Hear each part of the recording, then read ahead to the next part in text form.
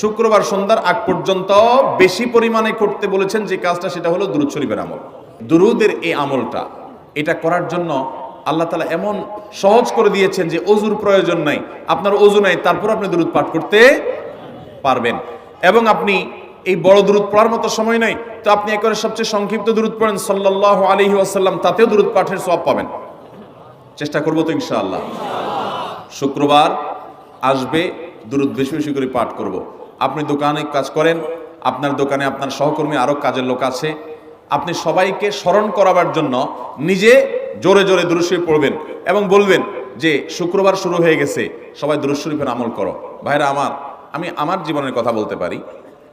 আমার জীবনে ওই যে হাদিসের উপরে ইয়াকিন এবং বিশ্বাস আলহামদুলিল্লাহ ছিল, আমার জীবনে আমি অনেকবার দেখেছি এরকম জটিল পরিস্থিতি হয়েছে যে দেয়ালে পিঠ থেকে গেছে, নড়ার জায়গা নাই, আর কোনো আপাত দৃষ্টি থেকে এই বিপদ থেকে উদ্ধারের কোনো পথ নাই।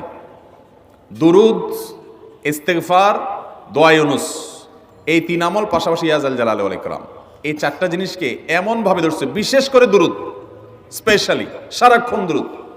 আল্লাহ রাব্বুল আলামিন এমনভাবে সহযোগিতা করেছেন, এমনভাবে উদ্ধার করেছেন যে কল্পনা করলে অবাক লাগে এখন যে এটা কিভাবে সম্ভব।